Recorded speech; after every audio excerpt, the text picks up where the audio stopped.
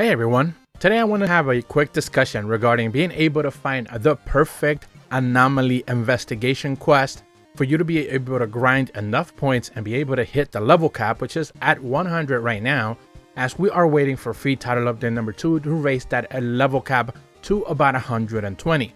This is something that I went over just yesterday as Capcom decided to provide us with more details regarding free title update number 2, and we now know that the cap will be about 120.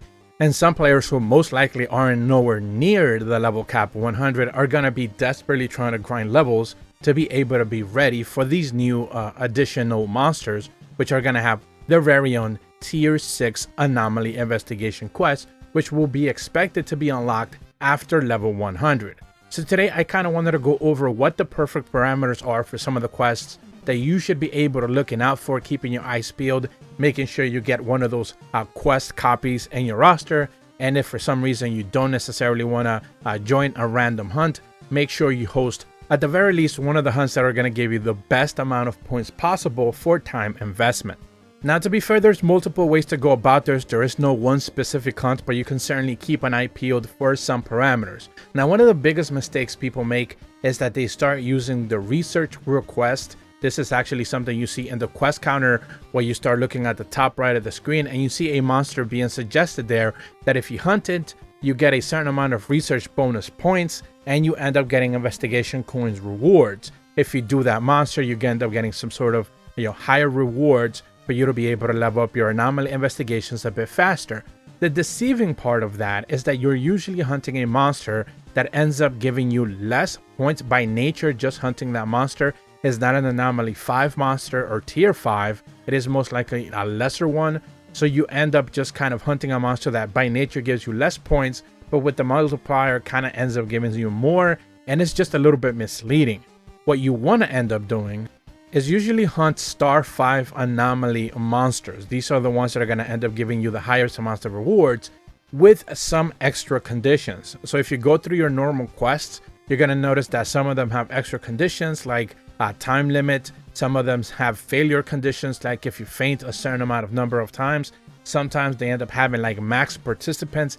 Any of those are usually something you want to aim for, and that is the trick. For example, if you have hunters falling in the hunt with like 4 faints and you have 3 people falling, then you end up losing a certain amount of rewards because it's a multiplier. So the multiplier ends up kind of like taking away points because you didn't necessarily have a perfect hunt, but you make up some of that by having a time limit on that quest, so you don't necessarily lose as much. But if you end up finding a quest, for example, that has all 3 multipliers, for example, failure condition, time limit, and max participant, then it doesn't really matter if people die because you have 2 other multipliers making up for those shortcomings. So what you end up getting is a quest that gives you a whole heck of a lot of points, and you end up leveling up a bit faster, and that's ultimately what you want to be doing. Now, every single star 5 monster will end up having some sort of quest that kind of ties them up with another monster that's kind of easy to hunt. You'll often come across with quests like, for example, Rathalos with like a Apex, a Rathian, for example. Those are like a bit grindy, but the rewards points are usually really good. You'll end up finding Tigresex with Rajangs often, or sometimes Garangolms, for example. Those are pretty good. If you have the right failure conditions and a time limit, you're going to get a pretty decent chunk of time. For gunners, for example, you'll often find a Diablos with a Seething Bazelgeuse. So that will have a time limit and a failure condition of like 4 to 5 deaths. So the multipliers there are pretty good. So for gunners who come prepared with like, the proper gear, for example, they're going to be shredding Diablos, and Seething Bazelgeuse is really weak to pierce as well, kind of like Diablos. You're going to be shredding those things relatively easy.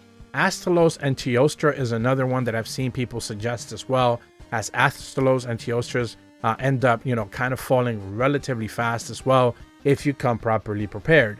So these are just some of the base quests that you want to keep your eyes peeled for that I think are going to end up giving you the most amount of rewards points based. You don't necessarily care about what the monster drops are. At this point in time, I presume all of you guys, or most of the people trying to grind the proper anomaly investigation levels from, let's say, 50 onward, are already properly geared. You're not necessarily doing these for gear or anything along those lines. You're just doing them to make sure you probably get some extra rewards for curious crafting, but more importantly, you want to get that level cap hit for 100. So once you hit 100, you're good to go. You're ready to get prepared for free title update number 2, which is going to be raising that level cap to about 120.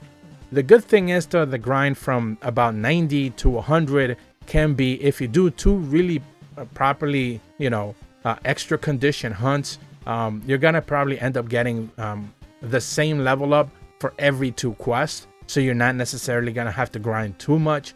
But if you're doing the wrong quest, for example, just a normal hunt for, let's say, a Lunagaron with no extra conditions, 15-minute hunt, no time parameters, no extra limiters or anything like that, you're not getting a lot of points, even though that is still a 5-star monster.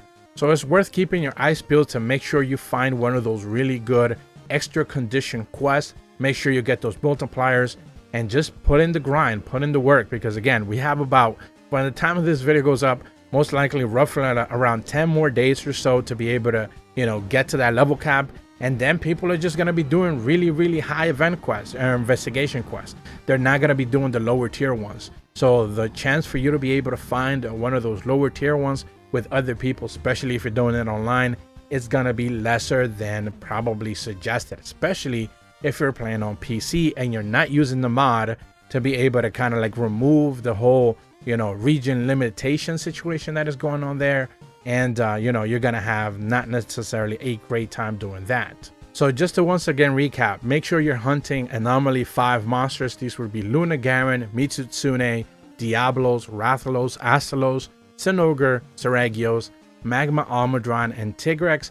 Make sure that they have some sort of limitations, whether it's maximum participants, a time limit, or a certain number of deaths. Any of those will give you multipliers. The more multipliers you have, the better results you're going to have points wise. Ultimately, whatever monster drops you get and whatever curious crafting materials you get, those are always a bonus. But if you're trying to grind, make sure you find those. And again, depending on the weapon that you're using, you're probably going to end up finding monsters that are a bit more suitable for you to be able to hunt.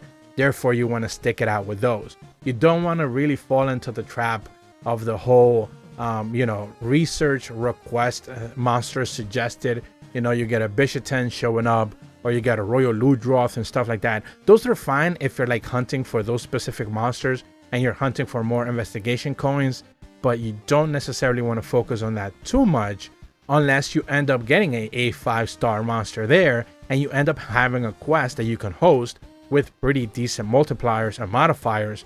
Therefore, you'll be able to end up getting not just the research bonus points, but also the fact that you're hunting an A5-star monster and you're getting that extra proper rewards as well. But that's about all that I wanted to go over, give you guys a little bit of a PSA on this. I know it's probably late. A lot of people have already kind of hit the level cap, but a lot of people haven't. So making sure you find the perfect hunts for this is obviously suitable, so you can end up spending the least amount of times and getting the most amount of experience. If you're brand new to my channel, be sure to leave a like and subscribe. Hit the bell to receive notifications when the videos go up. And as always, thank you so much for watching. See ya.